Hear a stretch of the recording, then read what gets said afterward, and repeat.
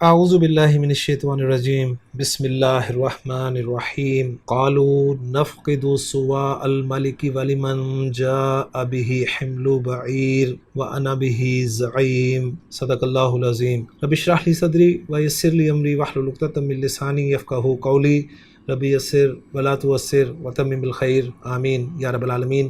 آج کے سبق میں انشاءاللہ تعالیٰ سورہ یوسف کی آیت نمبر 72 کو گرامیٹیکلی انالائز کریں گے۔ یہ بھی ایک مختصر سی آیت ہے، تو سب سے پہلے ہم اس آیت کے حصے بناتے ہیں، اور ہمیں کوئی وقف کی علامت اس آیت میں نظر نہیں آ رہی، لیکن ہمیں 2 واو نظر آ رہے ہیں، لہٰذا اس آیت کے ہم 3 حصے بنا لیں گے۔ پہلا حصہ ہوگا قالوا نفقد صواع الملک، دوسرا ہوگا وَلِمَنْ جَاءَ بِهِ حِمْلُ بَعِيرٍ، اور تیسرا ہوگا وَأَنَا بِهِ زَعِيمٌ۔ اب جو پہلا حصہ کیا ہے اس کے الفاظ پہ بات کریں گے۔ اس میں پہلا لفظ ہے قالو، جو کہ فعل ماضی جمع مذکر غائب کا صیغہ ہے، قاف واو لام روٹ لیٹرز ہیں۔ نفقدو اس کے مادے، اس کے باب پر ہم پچھلی آیت میں تفصیل سے بات کر چکے ہیں کہ فا قاف دال اس کے روٹ لیٹرز ہیں، اور باب ضربہ یضربو سے یہ استعمال ہوتا ہے۔ صواع الملکی یہ 2 اسماء کا مجموعہ ہے، جس میں صواع ایک اسم ہے اور الملک جو ہے وہ دوسرا اسم ہے۔ صواع جو ہے یہ گلاس کے معنی میں استعمال ہوتا ہے، اسم جامد ہے اور مذکر اسم ہے۔ اس کے روٹ لیٹرز کے بارے میں لکھا ہوا ہے کہ صاد واو اور عین اس کے روٹ لیٹرز ہیں، اور فعال اس کا وزن ہے۔ اور الیاقوت والمرجان میں یہ بھی لکھا ہوا ہے کہ یہ مذکر اور مؤنث دونوں کے لیے استعمال ہوتا ہے، اور اس سے مراد پینے کا پیالہ یا گلاس ہے جو سونے یا چاندی کا ہو، اور اس کی جمع بھی انہوں نے لکھی ہے کہ اس کی جمع جو ہے وہ سیعالن استعمال ہوتی ہے۔ الملک بادشاہ کے لیے استعمال ہوتا ہے۔ یوں پہلے حصے کے الفاظ میں ہماری بات مکمل ہو جاتی ہے۔ جو دوسرا حصہ ہے اس میں واو حرف ہے، لام حرف ہے، حرف جر ہے، من جو ہے یہ اسم ہے، اسم موصول ہے، جاء فعل ماضی واحد مذکر غائب کا صیغہ، جیم یا حمزہ اس کے روٹ لیٹرز ہیں، جاء یجیء باب ضربہ یضربو سے بہت دفعہ یہ فعل ہم کر چکے ہیں۔ با حرف جر ہے جس کے ساتھ واحد مذکر غائب کی ضمیر مجرور متصل لگی ہوئی ہے۔ حمل کا لفظ جو ہے یہ بوجھ کے لیے استعمال ہوتا ہے، اور بعیر جو ہے ایک اونٹ کے لیے استعمال ہوتا ہے۔ اس میں جامد ہے، اس میں جنس ہے، اور با عین را روٹ لیٹرز کے تحت اسے الیاقوت والمرجان میں ذکر کیا گیا ہے۔ مزید اس کے بارے میں یہ لکھا گیا ہے کہ بعیر اس 4 سال کے اونٹ کو کہتے ہیں جو سواری اور بار برداری کے قابل ہو۔ یہ مذکر اور مؤنث واحد اور جمع سب کے لیے استعمال ہوتا ہے، اور اس کی جمع ابعرتن، اباعرو اور اباعیرو آتی ہے۔ یوں سورہ مبارکہ کے دوسرے حصے کے الفاظ پہ بات ہو گئی ہے۔ اب جو تیسرا حصہ ہے اس کے الفاظ پہ بات کریں گے۔ واو حرف ہے، انا ضمیر مرفوع منفصل ہے، واحد متکلم کی ضمیر، با حرف جر ہے جس کے ساتھ واحد مذکر غائب کی ضمیر مجرور متصل لگی ہوئی ہے۔ زعیم جو ہے زا عین اور میم روٹ لیٹرز کو استعمال کرتے ہوئے فعیل کے وزن پہ صفت کا صیغہ ہے، اور اس کے معنی ہے جواب دہ اور ضامن۔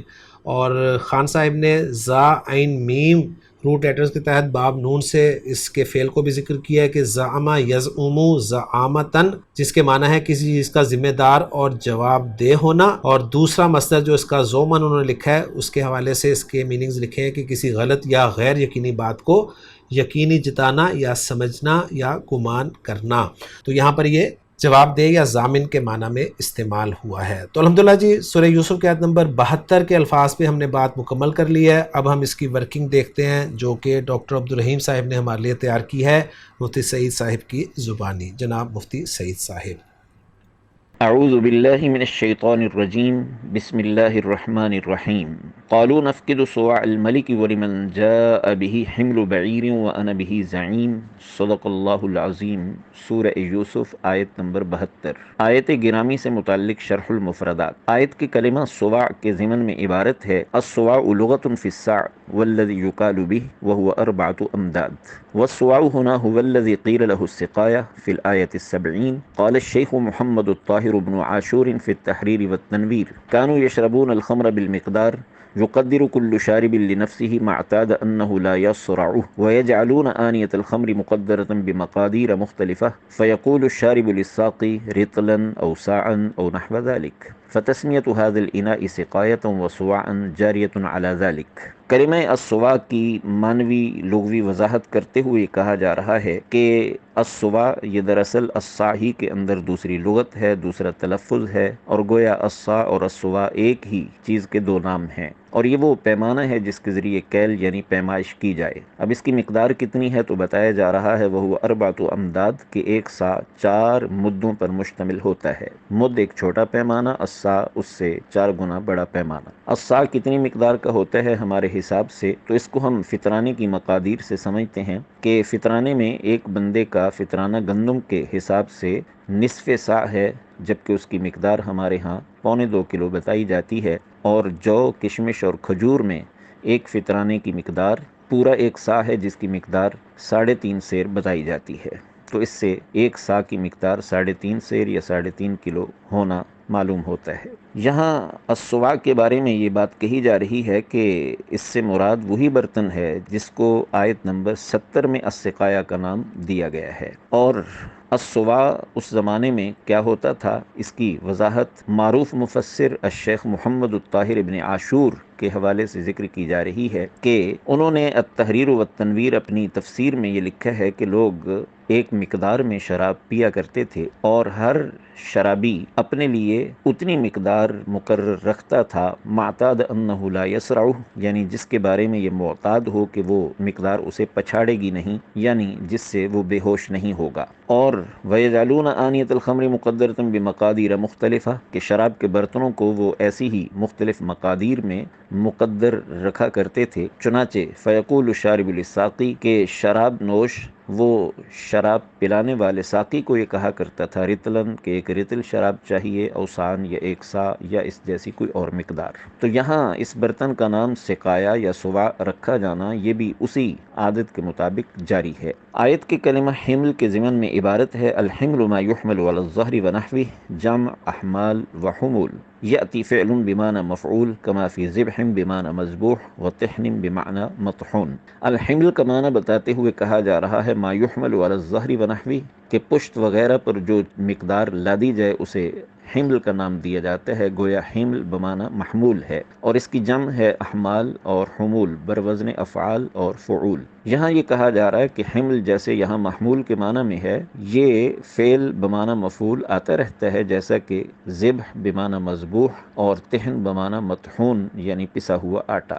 ذبح بمعنی مذبوح ہی کے مطابق قرآن حکیم کی آیت ہے کہ حضرت اسماعیل علیہ السلام کے متبادل کے طور پہ جو جنتی میڑھا اتارا گیا اس کے بارے میں ہے وَفَدَيْنَاهُ بِذِبْحٍ عَظِيمٍ کہ ہم نے ایک عظیم مذبوح حضرت اسماعیل علیہ السلام کے فدیے میں رکھا۔ آیت کے کلمہ زعیم کے ضمن میں عبارت ہے زعم بالمال یزعم یزعم من بابین نصر وفتح زعما وزعامہ کفل به فهو زعیم ای کفیل وانا به زعیم ای انا اضمن حمل بعیر جائزۃ اللہ۔ زعما کے حوالے سے ایک تو باب متعین کیا جا رہا ہے کہ باب نصر اور فتح دونوں سے ہو سکتا ہے، زعم یزعم اور زعم یزعم، اور 2 مصدر بتائے جا رہے ہیں زعمن اور زعامتن، لیکن زعمن ہو تو اس کا ایک اور معنی بھی عربی میں مراد ہوتا ہے گمان، زام بمعنی گمان، اور زعامہ مصدر ہو تو پھر اس کا یہی معنی ہوتا ہے جو یہاں بتایا جا رہا ہے، یعنی کسی چیز کا کفیل اور ذمہ دار ہونا۔ یہاں زعامہ کے ساتھ بالمال لا کر یہ بتانا مقصود ہے کہ زعامہ کے ساتھ با حرف جر با صلہ استعمال ہوتا ہے، جس چیز کی کفالت ہوگی اس کا تذکرہ با کے ذریعے ہوگا، اور جب کہا جائے گا زعامہ بالمال تو معنی ہوگا کفل بھی کہ فلاں شخص اس چیز کا اس مال کا کفیل ہو گیا، اور زعیم بمعنی کفیل، لیکن زعیم یہ ذمہ دار، سردار، لیڈر کے معنی میں بھی آ جاتا ہے، جیسے ہمارے ہاں ایک اصطلاح استعمال ہوتی ہے زعمائے ملت، تو زعما زعیم کی جمع ہے۔ یہاں انا بھی زعیم کا مفہوم بتایا جا رہا ہے کہ یہاں کہنے والے نے جو یہ اعلان کیا کہ جو بھی بادشاہ کا گم شدہ سواع لائے گا اس کے لیے ایک اونٹ کے وزن کے برابر غلہ ہوگا، وَأَنَا بِهِ زعیم اور میں اس کا کفیل اور ذمہ دار ہوں۔ تو یہاں انا بِهِ زعیم کا معنی انا اضمن حمل بعیر جائزۃ اللہ کہ السواع کو تلاش کر کے لانے والے کو ایک اونٹ کے وزن کے برابر غلہ دیا جانا میں اس کا ضامن اور ذمہ دار ہوں بطور انعام کے۔ آیت گرامی سے متعلق ایضاحات نحویہ۔ آیت کے جملہ لمن جاء به حمل بعیر کے ضمن میں عبارت ہے المبتدأ حمل والخبر شبه الجملة لمن جاء به، جاء به صلة الموصول والعائد الضمیر المستتر في جاء، بتانا ہی مقصود ہے کہ لمن جاء به حمل بعیر میں حمل بعیر مرکب اضافی یہ مبتدا مؤخر ہے، اور لمن جاء به شبہ جملہ یہ خبر مقدم ہے، اور اس طرح یہ جملہ اسمیہ خبریہ بنتا ہے۔ پھر اس کے اندر لمن جاء به میں جاء به کے بارے میں بتایا جا رہا ہے کہ یہ من موصول کا صلہ ہے، اور جب جملہ صلہ واقع ہو تو اس کے اندر کسی عائد کا ہونا ضروری ہے۔ یہاں عائد کیا ہے؟ بتایا جا رہا ہے کہ جاء کے اندر جو ضمیر مستتر ہے وہ عائد ہے اور من کی طرف لوٹ رہی ہے۔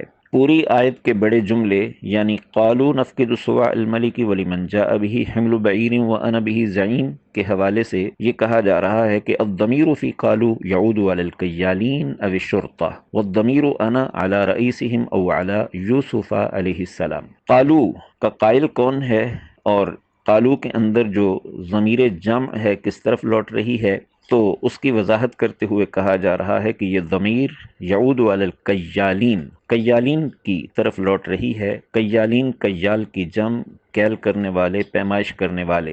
گویا ان پیمائش کرنے والوں نے یہ آواز لگائی کہ جو بھی بادشاہ کا گم شدہ سواع لائے گا اس کے لیے ایک اونٹ کے وزن کے برابر غلہ ہوگا۔ یا یہ ضمیر لوٹ رہی ہے الشرطہ کی طرف، الشرطہ بمعنی پولیس۔ ایک فوجی یا ایک سپاہی کو شرطی کہا جاتا ہے اور پوری پولیس کو شرطہ کا نام دیا جاتا ہے۔ تو شرطہ کی طرف یہ لوٹ رہی ہے کہ ان سپاہیوں نے کہا کہ جو بھی گم شدہ سوال لائے گا اس کے لیے حمل بعیر ہوگا۔ یہاں تو قالو جمع کا صیغہ استعمال کیا گیا، لیکن آگے چل کر ہے وَأَنَا بِهِ زَعِيم، واحد کی ضمیر کے ساتھ کہ میں اس کا کفیل اور ذمہ دار ہوں۔ تو یہاں انا سے کون مراد ہے؟ تو کہا جا رہا ہے کہ یہ ضمیر علی رئیسہم لوٹ رہی ہے ان قیالین یا شرطہ کے رئیس کی طرف، کہ گویا ان کے سربراہ نے یہ کہا کہ میں اس کا کفیل اور ذمہ دار ہوں۔ یا یہ لوٹ رہی ہے یوسف علیہ السلام کی طرف کہ یوسف علیہ السلام کی بات یہ قیالین نقل کر رہے ہیں اور ان کی طرف سے حکایت کر رہے ہیں کہ ان کا کہنا یہ ہے کہ میں اس حمل بعیر کا اس کے لیے ضامن اور کفیل اور ذمہ دار ہوں۔ تو الحمدللہ جی مفتی سعید صاحب کی زبانی آپ نے سورہ یوسف آیت نمبر 72 کی ورکنگ کو سمجھ لیا ہے۔ اب ہم نے جملے بنائے تھے ان کے اعراب پر بات کر لیتے ہیں۔ اس میں پہلا جملہ تھا قالو نفقد سواء الملک، تو اس کے اعراب کے حوالے سے قالو فعل با فاعل ہے، واو ضمیر مرفوع متصل اس کا فاعل ہے۔ اب ہمیں مقول القول مفعول بھی چاہیے، تو وہ ہے نفقد سواء الملک، جس میں نفقد فعل با فاعل ہے اور نحن ضمیر مرفوع متصل اس کا فاعل ہے۔ سواء الملک مضاف مضاف الیہ ہو کر یہ مفعول بھی بن گیا نفقد فعل کے لیے، اور نفقد فعل اپنے فاعل اور اپنے مفعول بھی سے مل کر جملہ فعلیہ ہو کر محلاً منصوب مقول القول مفعول بھی بنا قالو فعل کے لیے، اور قالو فعل اپنے فاعل اور مفعول بھی سے مل کر جملہ فعلیہ بن گیا۔ اور یہ جملہ فعلیہ چونکہ ہمارا پہلا جملہ ہے تو ہم اس کو مستانفہ قرار دے دیں گے۔ اس کے بعد جو دوسرا حصہ یا دوسرا جملہ ہم نے بنایا تھا وہ تھا وَلِمَنْ جَاءَ بِهِ حِمْلُ بَعِيرٍ، تو اس کو انالائز کرتے ہیں۔ اس میں واو جو ہے ہم عاطفہ قرار دے دیتے ہیں، لام حرف جر ہے، جس کے بعد من جو ہے اس میں موصول وہ مجرور استعمال ہوا ہے اور محلاً مجرور ہوگا، ظاہر بات ہے، لیکن اس میں موصول اکیلا نہیں آتا، اس کے ساتھ جو صلہ ہے وہ ہے جاء بِهِ، جو کہ جملہ فعلیہ ہے جس میں جاء فعل ہے اور آگے مرفوع اسم کوئی نظر نہیں آ رہا۔ آپ کہیں گے جی حمل کا لفظ میں مرفوع نظر آ رہا ہے لیکن وہ اس کا فاعل نہیں بن سکتا، تو جاء فعل با فاعل ہے، ہوا ضمیر مرفوع متصل اس کا فاعل ہے، بھی جار مجرور متعلق ہو جائے گا جاء فعل کے لیے، اور جاء فعل اپنے فاعل اور متعلق سے مل کر جملہ فعلیہ ہو کر صلۃ الموصول بنا من موصولہ کے لیے، اور من موصولہ اپنے صلۃ الموصول سے مل کر محلاً مجرور ہوا لام جارہ کے لیے، اور لام جارہ اپنے مجرور سے مل کر خبر مقدم ہوا حمل بعیر مبتدا مؤخر کے لیے۔ اب جو مبتدا مؤخر ہے حمل بعیر وہ مضاف مضاف الیہ کا مجموعہ ہے، یوں مبتدا مؤخر اپنی خبر مقدم سے مل کر جملہ اسمیہ بن گیا۔ اب جو آخری جملہ بنایا ہم نے اس آیت میں وہ ہے وَأَنَا بِهِ زَعِيم، واو کو استنافیہ قرار دے دیتے ہیں، انا مرفوع ضمیر منفصل ہے واحد متکلم کی، یہ مبتدا بن جائے گی جس کی خبر زعیم ہو جائے گی، اور بھی جو درمیان میں آپ دیکھ رہے ہیں جار مجرور یہ زعیم کے متعلق ہو جائے گا۔ یوں مبتدا اپنی خبر سے مل کر جملہ اسمیہ بن جائے گا۔ یوں ہم نے اپنی ورکنگ کر لی ہے جملوں کے اعراب کے حوالے سے۔ محمود صافی صاحب کی ورکنگ کو دیکھ لیتے ہیں۔ محمود صافی صاحب نے پہلا جملہ قالو والا جو ہے وہ لا محل لہا استنافیہ قرار دیا ہے، نفقدو والا جملہ فی محل نصب مقول القول، لمن جاء حمل بعیر فی محل نصب معطوفہ علی مقول القول، اور جملہ جاء بہ لا محل لہا صلۃ الموصول من کے لیے، اور انا بہ زعیم فی محل نصب مقول القول لقول مقدر ای وقال المؤذن انا بہ زعیم۔ تو انہوں نے اس طریقے سے لیا ہے کہ مؤذن نے کہا ہے کہ میں اس کی ضمانت لیتا ہوں، میں اس کا ضامن ہوں، اور یہ جملہ جو ہے جملہ اس کو انہوں نے اس لیے استنافیہ قرار دیا ہے۔ تو الحمدللہ جی آیت نمبر 72 کے جملوں کی اعراب پر بات ہو چکی ہے، اب رہ گیا اس آیت کا ترجمہ۔ تو اس آیت کا ترجمہ جو ہے وہ کچھ یوں کیا گیا ہے کہ قالو انہوں نے کہا نفقدو سواء الملکی ہم بادشاہ کا پیمانہ گم پاتے ہیں، ولیمن جاء بہ حمل بعیر اور جو اسے لے کر آئے اس کے لیے ایک اونٹ کا بوجھ غلہ ہوگا، وَأَنَا بِهِ زعیم اور میں اس کا ضامن ہوں۔ تو یوں الحمدللہ جی آیت نمبر 72 سورہ یوسف کی ہماری مکمل ہو جاتی ہے۔ انشاءاللہ تعالیٰ اگلے لیکچر میں سورہ یوسف کی آیت نمبر 73 کے ساتھ آپ سے ملاقات ہوگی۔ سبحانک اللہم و بحمدک اشہد ان لا الہ الا انت استغفرک و اتوب الیک۔